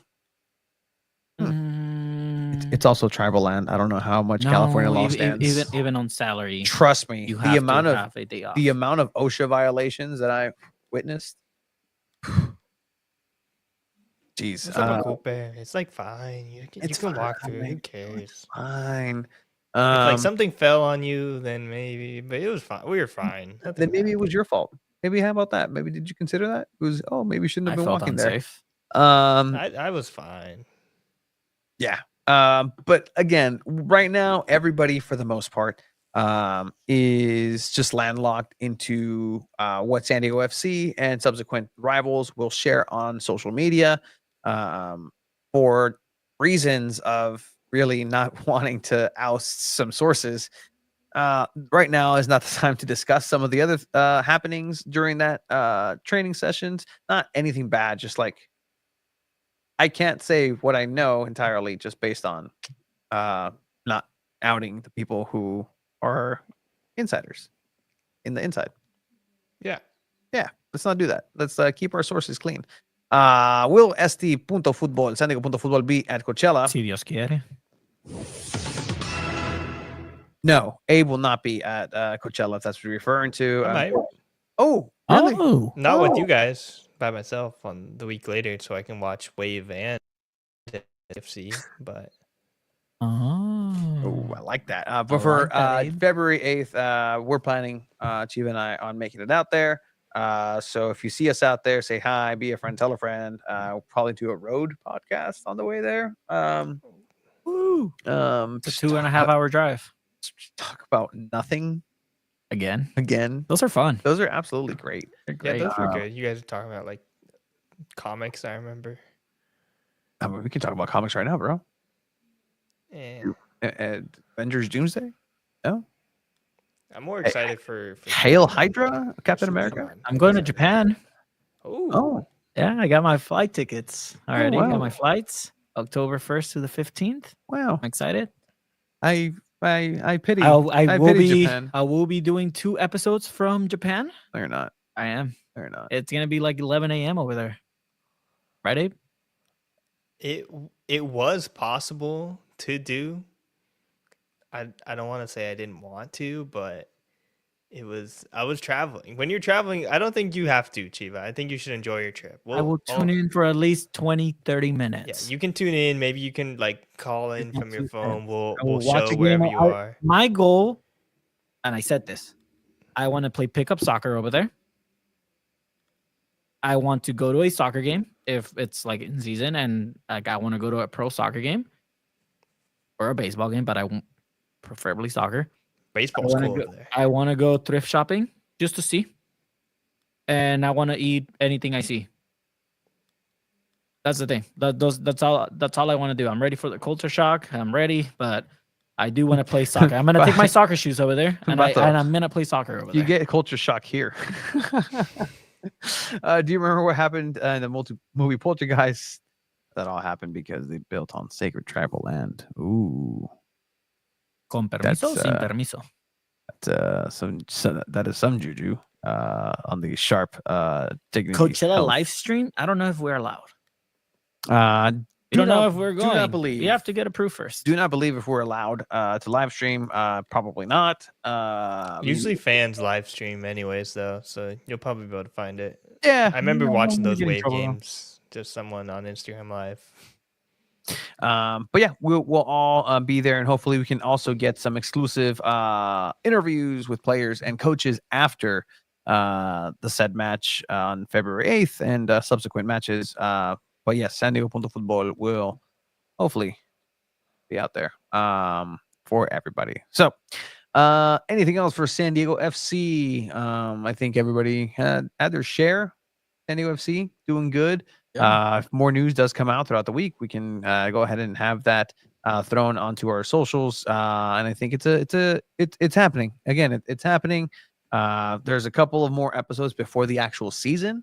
Once the season kicks off, like we can actually talk about games and break down footage. May not be too many announcements this coming week for San Diego FC. No.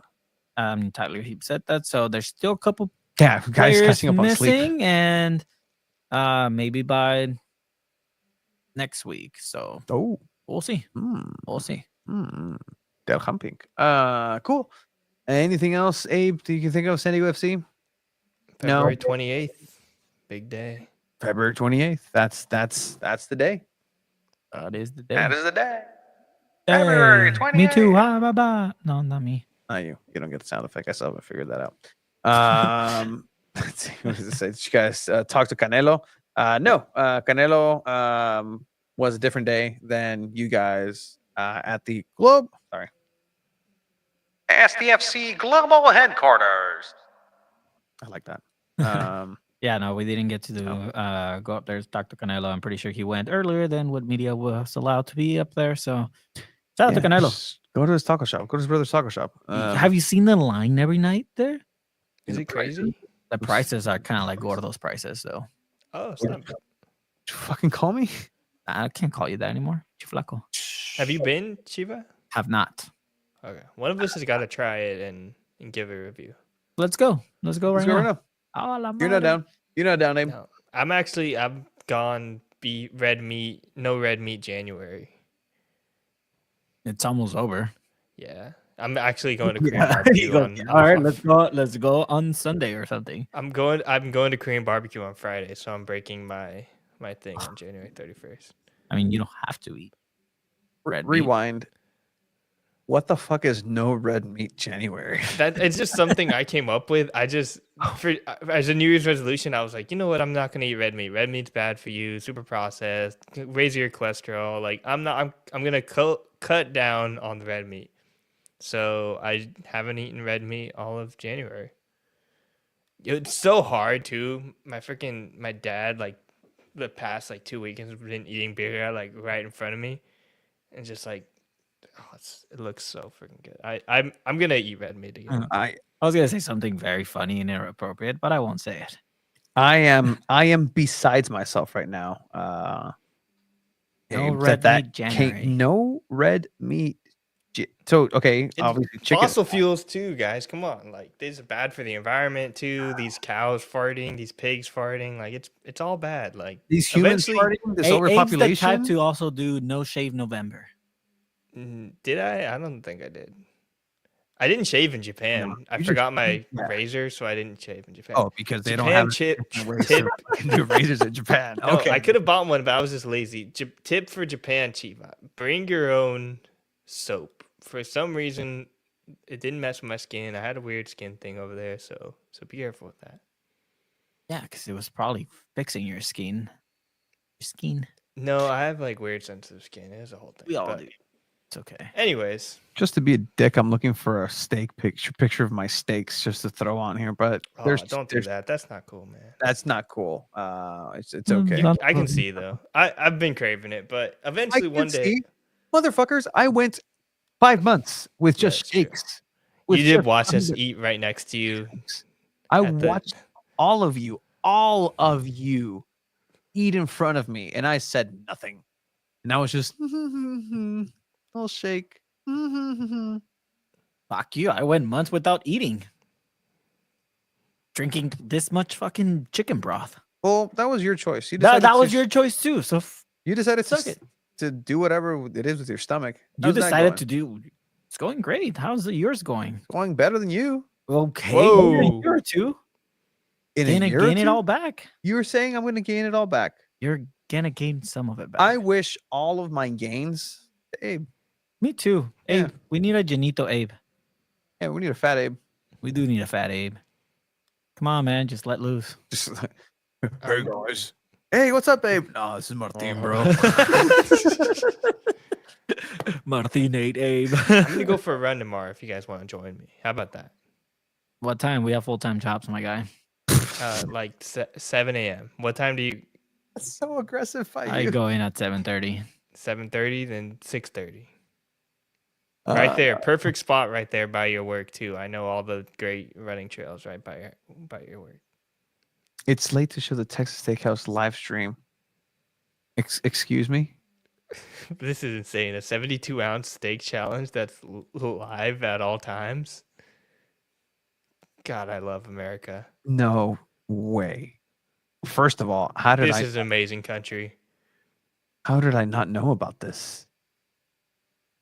No, this is just man versus food, bro. Like Adam Richmond is should have been the next president. Come on.